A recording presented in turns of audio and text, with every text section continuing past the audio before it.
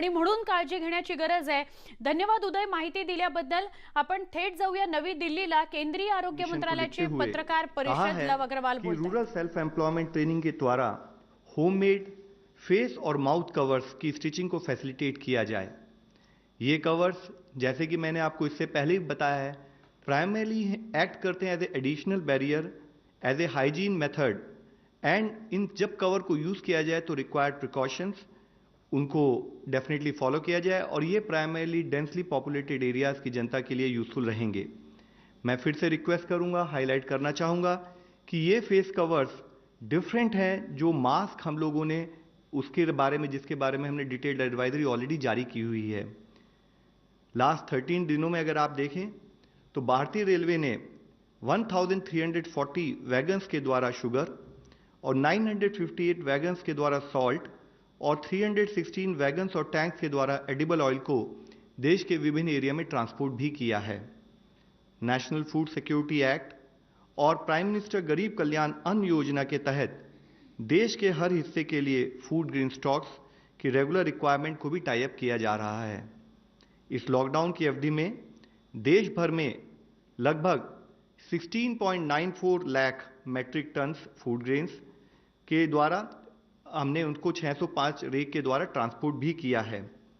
अब तक food corporation of India के द्वारा इस मॉडल के तहत 13 स्टेट्स में 1.3 लाख मैट्रिक टन वीट और 8 स्टेट्स में 1.32 lakh metric ton rice allot किया गया है। साथ ही 4 अप्रैल को सेंट्रल पूल में फूड कॉरपोरेशन के पास अभी 55.47 लाख मिलियन मैट्रिक टन अनाज अभी भी है। राज्यों को पहले से ही नेशनल हेल्थ मिशन और स्टेट डिजास्टर रिलीफ फंड के तहत फंड्स को यूज करने की एडवाइस दी गई थी, जिसके द्वारा वह कोविड मैनेजमेंट से रिलेटेड चाहे वो सर्वेलेंस हो, चाहे क्वारंटाइन सेंटर्स का क्रिएशन हो, डेडिकेटेड कोविड हॉस्पिटल्स हो, मेडिकल इक्विपमेंट्स हो, पेशेंट्स ट्रीटमेंट और कोई भी कोविड संबंधित एक्टिविटी उस फंड्स के द्वारा वह ले सकते हैं। इसके तहत ऑलरेडी 1100 करोड़ राज्यों को एनएचएम के द्वारा रिलीज किया जा चुका था और आज 3000 करोड़ एडिशनली अमाउंट भी रिलीज की गई है। साथ ही जितने भी हम लॉजिस्टिक्स रिलेटेड एफर्ट्स कर रहे हैं, जैसे कि नए वेंटिलेटर खरीदना, N95 मास्क खरीदना, पर्सनल प्रोटेक्शन इक्विपमेंट, जो हम सेंट्रल पूल में खरीद रहे हैं वह भी हमारे फंड्स के थ्रू, गवर्नमेंट ऑफ इंडिया के फंड्स के थ्रू राज्यों को प्रोवाइड किए जा रहे हैं। भारत सरकार ने सभी जिलों में रेस्पॉन्स में यूनिफॉर्मिटी आए, उसके तहत कटिंग एज लेवल से बातचीत करते हुए कल, जैसे मैंने आपको इससे पहले भी बताया है, सभी DMs, SPs, chief medical officers और डिस्ट्रिक्ट सर्वेलेंस ऑफिसर से भी कैबिनेट सेक्रेटरी स्थायी पर बातचीत की थी। हमारा मुख्य focus is always on proactive and timely containment और being over prepared to meet any eventuality रहा है। अब तक टोटल 291 पीपल हैव रिकवर्ड। अगर हम देखें कि पिछले दिन से आज तक में तो अराउंड 693 नए पॉजिटिव केसेस आए हैं और आज टोटल केसेस की संख्या 4067 है, जिसमें से 1445 cases, as I mentioned yesterday, they are related to Tablighi Jamaat confirm cases. अब तक आए अगर हम टोटल केसेस को एनालिसिस करें तो जेंडर के डिस्ट्रीब्यूशन पर देखते हैं तो अराउंड 76% केसेस मेल्स में एंड 24% केसेस फीमेल्स में पाए गए हैं। साथ ही अगर हम एज के बेसिस पर डिस्ट्रीब्यूशन को एनालाइज करें तो 47% cases, let me just highlight, 47% cases are in people with less than 40 years of age. 34% cases are between people from 40 to 60 years of age, and 19% cases are for people 60 years and above. State country में अब तक total 109 death report हुई हैं, जिसमें से 30 deaths have been reported only yesterday. और इन deaths को भी अगर हम एनालाइज करें तो हम पाते हैं कि 73% deaths are related with males and 27% are found in females. Mortality का अगर एज डिस्ट्रीब्यूशन भी आप देखें तो उसमें 63% deaths they have been reported with people 60 years and above, that is elderly people. 30% deaths have been reported between people from 40 to 60 years, and 7% deaths have been reported from people below 40 years. अगर हम इस death को comorbidity की basis पर भी analyse करें तो इसमें देखा गया है कि around 86% deaths are with people having comorbidities like diabetes, chronic kidney disease, hypertension और heart related problems. मैं इस context में आप सबसे फिर यही point highlight करना चाहूँगा कि while we see कि 19% people are positive among elderly people as per the present available data, but 63% deaths are reported amongst elderly, which highlights to us, which brings to our knowledge कि there is a higher risk associated if elderly people get COVID positive. Similarly, अगर आप फिर analyse करें तो आप देखेंगे कि while 37% deaths are also found for people below 60 years, but 86% deaths are happening with people who are having comorbidities, which implies that young people with comorbidities are also at risk.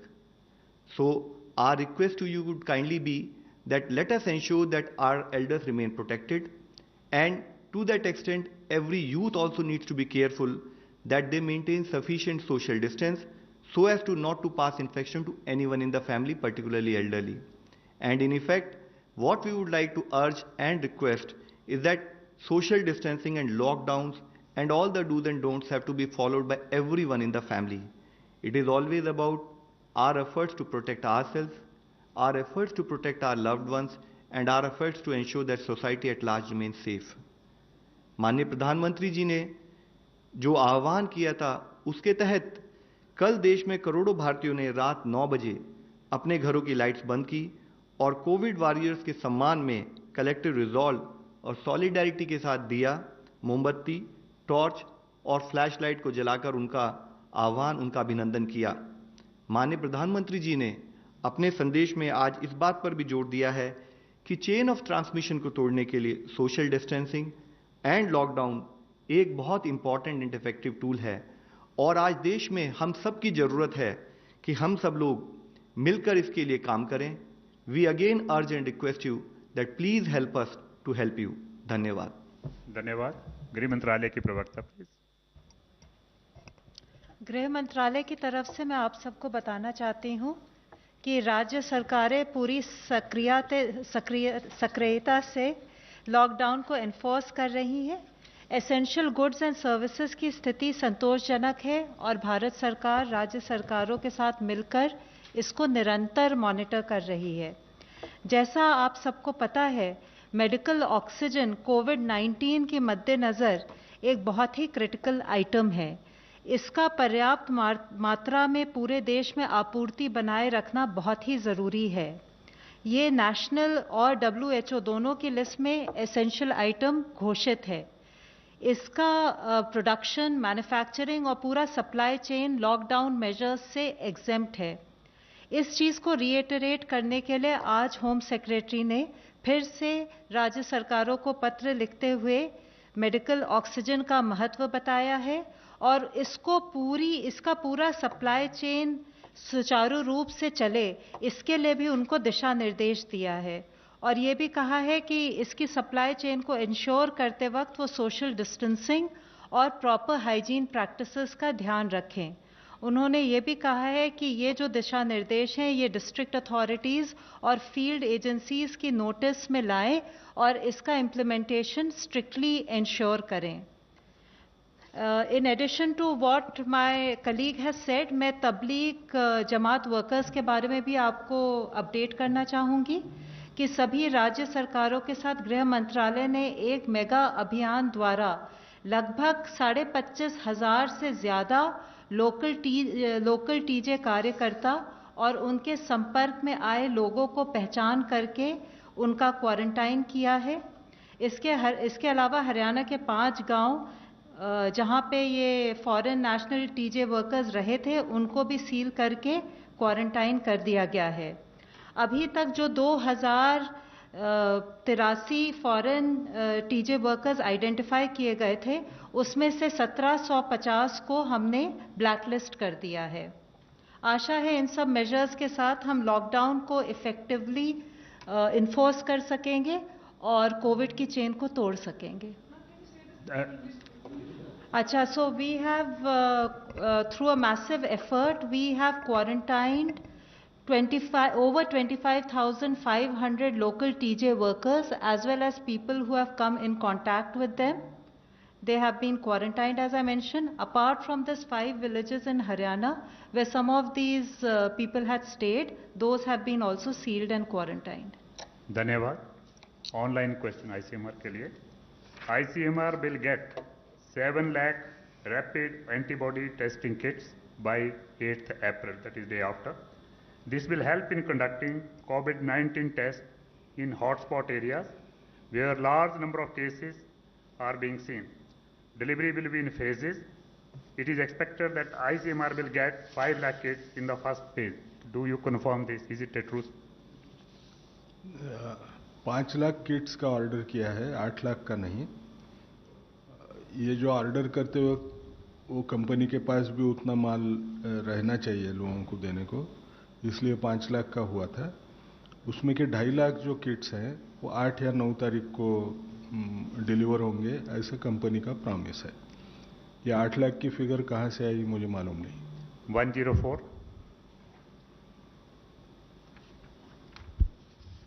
Brahma Prakash Dubey, ji news से। मेरा सवाल ये है sir कि जो राजस्थान में भीलवाड़ा का मैं जिस तरह से किया गया, वहाँ पर ज़्यादा मामले आ रहे थे, तो जिस तरह से पूरे जिले को सील करके और स्थिति से निपटा गया, क्या ये फार्मूला सक्सेस हो रहा है और देश में और जो हॉटस्पॉट वाले इलाके हैं उनमें लागू किया जा सकता है? और सबसे महत्वपूर्ण बात कि कितने लगभग ऐसे हॉटस्पॉट देश में आ चुके हैं जहां मेजर मामले आ रहे हैं, और चूंकि बीते 24 घंटे में 32 मौतें हुई हैं, तो क्या हम तेजी से मामले अभी भी बढ़ रहे हैं? देखिए, इन्फेक्शियस डिजीज़ में हम ये एक्सपेक्ट करते हैं कि अगर केसेस आ रहे हैं तो थोड़ा बढ़ेंगे और उसको हम मैनेज करेंगे, और इसीलिए प्रोएक्टिव एक्शन के रूप में ही हमने लॉकडाउन और सोशल डिस्टेंसिंग को प्रमोट कर रहे हैं, while other containment measures are also being attended to.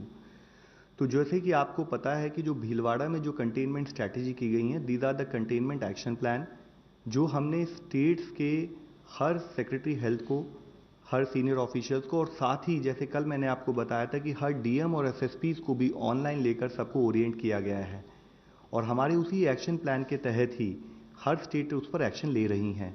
With respect to कहाँ पर हॉटस्पॉट्स डेवलप होते हैं, तो देखिए इसके बारे में आपको समझना चाहिए, जहाँ भी हमारे एक particular larger number of cases एक पर्टिकुलर एरिया में आ जाएंगे तो हमारे एक्शन प्लान 2 पार्ट में डिवाइडेड होते हैं। एक तो होता है कि लिमिटेड केसेस एक पर्टिकुलर एरिया में पाए गए तो उसके लिए हम एक स्ट्रैटेजिक इंटरवेंशन करते हैं। जब हमारे वो केसेस एक पर्टिकुलर नंबर, जैसे कि मतलब कुछ ज़्यादा केसेस पर्टिकुलर एरिया में रिपोर्ट हो जाते हैं, तो we can treat it as a small outbreak, और उसी हिसाब से जो कंटेनमेंट एक्शन उस एरिया में बढ़ जाता है। इन दोनों डिटेल्ड एक्शन प्लान को हर डिस्ट्रिक्ट को समझाया जा चुका है, और इसी के तहत ही हमने हर डिस्ट्रिक्ट को एक और रिक्वेस्ट की है कि कोविड फोकस्ड एक district level crisis management plan हर डिस्ट्रिक्ट में बनाया जाए, जिस डिस्ट्रिक्ट में आज केसेस हैं या जिस डिस्ट्रिक्ट में केसेस नहीं भी हैं, ताकि एक एडवांस प्रिपरेटरी एक्शन के रूप में हर स्टेट, हर डिस्ट्रिक्ट तैयार है। 41। मेरा एक एडिशनल सवाल इसी से है कि जहां हॉटस्पॉट्स हैं, क्या वहां पर रैंडम सैंपलिंग कराई जा रही है, और क्या इससे इतर भी रैंडम सैंपलिंग कराई जा रही है, और डेथ का रेशियो क्या है अभी, किस हिसाब से आप आकलन कर रहे हैं कि कहां पर कौन से स्टेट में डेथ ज़्यादा हैं, इस बारे में? देखिए, ये किस स्टेट्स में डेथ और केसेस ज़्यादा रिपोर्ट हुए हैं, जैसे आपकी नॉलेज में वो इंटरनेट वेबसाइट पे हमने आप सबकी गाइडेंस के लिए, सबकी इन्फॉर्मेशन के लिए प्रोवाइड किया है, और विद रिस्पेक्ट टू कि जहाँ पर हमारे केसेस आ रहे हैं उस पर हमारा बड़ा फोकस्ड अटेंशन हमारे एक्शन प्लान के तहत ही होता है। तो उस एक्शन प्लान के तहत ही हम मॉनिटर करते हैं कि वहाँ पर उनमें एक्शन लिया जाए, और उस एक्शन के तहत कैसे कंटेनमेंट जोन बनेगी, कैसे बफर जोन बनेगी, उस पर हम एक्शन लेते हैं। ऑनलाइन क्वेश्चन है। In an interview, AIIMS director who is also a member of the task force purportedly said that many pockets in India are having community transmission. Would Ministry of Health and Family Welfare like to clarify, or do we take that his statement is true? So sir, what AIIMS director has said is not in variance with what we have been explaining to you. हम लोगों ने आप लोगों से जैसे इससे पहले ही बताया, और इससे पहले क्वेश्चन के जवाब में मैंने जैसे आपसे रिक्वेस्ट की है कि अगर लिमिटेड केसेस आते हैं तो एक क्लस्टर कंटेनमेंट स्ट्रैटेजी के तहत हम जाते हैं, और अगर ज़्यादा केसेस आते हैं तो हम उस पर एक आउटब्रेक की स्थिति में एडवांस और एक्टिव एक्शन क्या होना चाहिए उस पर काम करते हैं। एम्स डायरेक्टर साहब ने जो कहा है वो उससे लिंक्ड है। जैसे आप हमारे से हमेशा क्वेश्चन पूछते हैं कि क्या देश में कम्युनिटी ट्रांसमिशन है, और हम हर बार आपसे रिक्वेस्ट करते हैं कि अगर ऐसा होगा तो हम आपको खुद आके बताएंगे, बिकॉज हम चाहते हैं कि देश अलर्ट हो जाए। लेकिन जो उन्होंने बताया है कि अगर उनका जो वर्डिंग्स हैं localise community transmission, what does it imply? It imply कि उस पर्टिकुलर एरिया में केसेस ज़्यादा तादाद में पाए जा रहे हैं। उन्होंने साथ में ये भी कहा है कि हम आज स्टेज 2 और स्टेज 3 के बीच में हैं। What does this imply? कि हमारा जो एक्शन है हम स्टेज 3 पर शिफ्ट ना हो, हम स्टेज 3 पर ना पहुंचे और उससे लिंक्ड हमें एक्शन लेने हैं, उसके लिए हम एफर्ट करें। इतने बड़े देश में अगर किसी पर्टिकुलर पॉकेट में ज़्यादा केसेस पाए जाते हैं तो उसको कंटेनमेंट की हमारी क्लियरली डिफाइंड स्ट्रैटेजीज हैं और उसके तहत ही हम काम कर रहे हैं। प्रशांत। सर 2 सवाल है सर। एक आपसे है, एक आज खबर आई है कि 80% केसेस जो हैं पॉजिटिव केसेस वो देश के 62 जिलों में है। उसके बारे में कुछ जानकारी दे पाएँ, कौन से जिले हैं, किन राज्यों में कम से कम है।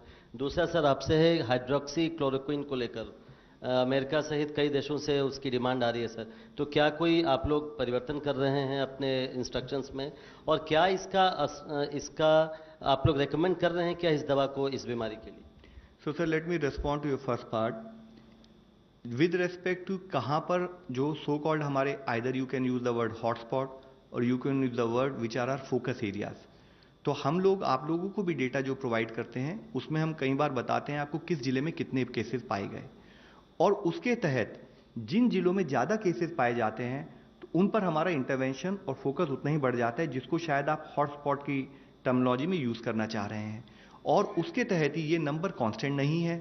जैसे आपकी नॉलेज में है कि एक पर्टिकुलर एरिया में आज केसेस ज़्यादा आए, उसके बाद क्या होता है कि हमारी कंटेनमेंट स्ट्रैटेजीज के तहत वहाँ पर, जैसे अभी हमारी एक मित्र ने भीलवाड़ा की एग्जांपल दी, तो उस केस में वहाँ पर जब हम कंटेनमेंट स्ट्रैटेजी करते हैं तो वहाँ पर केसेस कम हो जाते हैं, तो that does not remain our hotspot.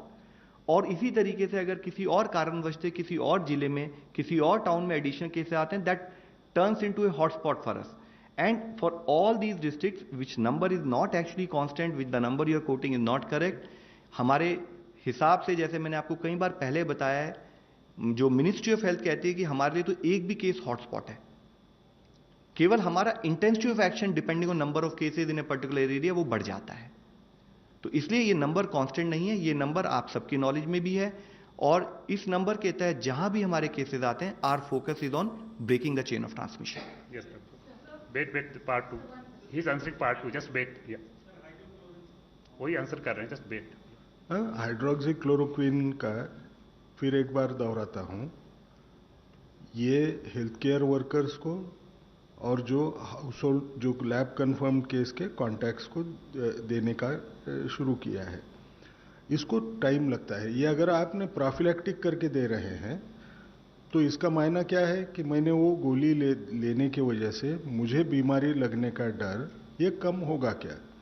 तो उसमें ड्यूरेशन ऑफ एक्सपोजर ये थोड़ा रहना चाहिए। अगर मैं जितना छोटा रखूं तो उसमें मुझे दिखाई नहीं देगा डिफरेंस क्या है करके, तो ये तो चालू है। अब रहा सवाल हाइड्रोक्सी क्लोरोक्विन के लिए हम ट्रीटमेंट वाला रोल देख रहे हैं क्या? वो जो स्टडी है वो सिर्फ 30 पेशेंट की है। 30 पेशेंट के स्टडी के ऊपर हम उसको ट्रीटमेंट में इस्तेमाल कर सकेंगे क्या, ये सवालिया निशान रहेगा। कुछ लोग बोलेंगे मैंने करना चाहिए, कुछ लोग बोलेंगे मैं नहीं करूँगा। शायद मैं दूसरे कैंप में कहूँ, मुझे नहीं लगता है कि इतना एडिक्वेट एक्सपीरियंस है अभी कि जिसके ऊपर से मैं उसको ट्रीटमेंट के हिसाब से मैं उसको इस्तेमाल करूँगा। So let me add on to that. See, let us understand. There is a limited evidence with respect to efficacy of hydroxychloroquine. However, हमारे जो हेल्थ केयर वर्कर्स हैं जो कोविड पेशेंट से डील कर रहे हैं या हाई रिस्क कॉन्टैक्ट्स हैं जो कोविड पेशेंट से डील कर रहे हैं, even though there is a limited evidence, so as to ensure that at least a limited evidence is there, we have allowed it as a prophylaxis. There is not sufficient evidence to take it at a community level, and that is why we have very clearly, जब हमने इसकी advisory भी जारी की थी तब मैंने आप सबको फिर बताया था कि हर दवाई के साइड इफ़ेक्ट्स होते हैं। तो because we have allowed it based on limited evidence in some locations, because उनका एक्सपोजर ज़्यादा है, तो इसका मतलब ये नहीं है कि एक कम्युनिटी में एक परसेप्शन गलत क्रिएट हो कि ये कोई भी ले सकता है। इसलिए बहुत जरूरी है, क्योंकि हर दवाई के साइड इफेक्ट होते हैं, तो टेक्निकल गाइडेंस को हम फॉलो करें और उस गाइडेंस के तहत ही अगर किसी को एडवाइस किया जाए वो ये दवाई लें। जिनको एडवाइस नहीं किया जा रहा है, आई विल सिंसियरली अर्ज वो इस दवाई को नहीं लें। Last question, 174. What is the current number of tests that are being done in a day, and what is the capacity, and is there any plans to increase this testing capacity? इस वक्त हम अगर बात करें तो current capacity जो हम बार बार बोल रहे थे 13,000 की, वो अगर हम 2 शिफ्ट्स में करना शुरू करें तो आराम से वो 25,000 के ऊपर जाएगी। हमने सारे रिसोर्सेज इस्तेमाल किए, तो मैं अभी बोलूँगा नहीं, वो संख्या काफ़ी इतनी बढ़ जाएगी कि आपको टेस्टिंग के बारे में सोचने का कोई डर नहीं रहेगा कि हम क्या टेस्टिंग कर सकेंगे या नहीं। मुझे लगता है टेस्टिंग कैपेसिटी से ज़्यादा सही किस्म के लोग आए, उनकी टेस्ट करने के लिए आगे आए, वो अगर आते हैं तो उनको टेस्ट बराबर मिलेगी और ज़्यादा लोग जो इन्फेक्टेड हैं उनको हम आइसोलेट करने में कामयाब रहेंगे। Thank you friends.